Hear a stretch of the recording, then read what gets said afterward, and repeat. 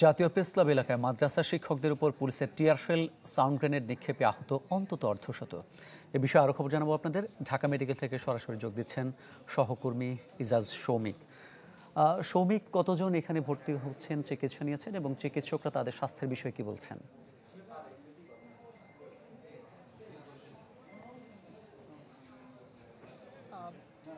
যেটি আজ দুপুরে যে স্বতন্ত্র যে মাদ্রাসা ইবতেদায়ী মাদ্রাসা শিক্ষক ঐক্যজোট যে আন্দোলন করছিল 17তম দিনে এসে আজকে সচিবালয়ের সামনে যখন তারা মার্চ করে এবং ভুকা মিছিল নিয়ে যায় এবং সেই ভুকা মিছিলের প্রেক্ষিতে আমরা দেখি যে শিক্ষকদের উপর, এই স্বতন্ত্র ইবতেদায়ী মাদ্রাসা শিক্ষকদের উপর পুলিশের যে লাঠিচার্জ, অর্থাৎ তারা সচিবালয়ের দিকে বা ভিতরে যাতে প্রবেশ করতে না পারে সেজন্য তাদেরকে লাঠিচার্জ করা হয় এবং ঢাকা মেডিকেলে এই লাঠিচার্জ এবং সাউন্ড গ্রেনেড বা যে পুলিশ যে ধরনের ব্যবস্থা নিয়েছে তাতে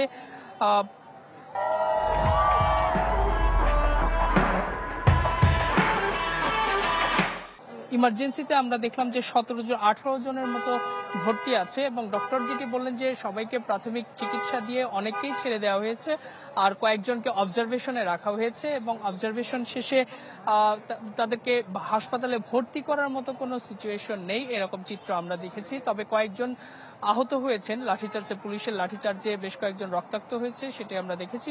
যদিও রক্তাক্ত হলেও ডক্টর বলছেন যে তাদেরকে ভর্তি রাখার মতো কোনো অবস্থা নেই, অর্থাৎ প্রাথমিক যে ট্রিটমেন্ট দিয়ে 3-4 ঘন্টা বেশ কয়েকজনকে অবজারভেশনে রেখে তাদেরকে ছেড়ে দেওয়া হবে। এবং শিক্ষকদের যে দাবি ছিল, সেই 5 দফা মূলত দাবি ছিল, তার মধ্যে অন্যতম একটি ছিল যে 1000 যে 89টি মাদ্রাসার যে যাচাই বাছাই করা হয়েছে, যেটি ফাইলবন্দি অবস্থায় রয়েছে, এইটি যাতে গেজেট আকারে প্রকাশ করে জাতীয়করণ করা হয় এবং ক্রমান্বয়ে সবগুলো ইবতেদায়ী মাদ্রাসা যাতে জাতীয়করণ করা হয়, এরকম মোট 5টি দাবি রয়েছে এবং আলাদা অধিদপ্তর যাতে করা হয়। সব মিলে 5টি দাবি নিয়ে তারা আন্দোলন করছেন। ধন্যবাদ আপনাকে।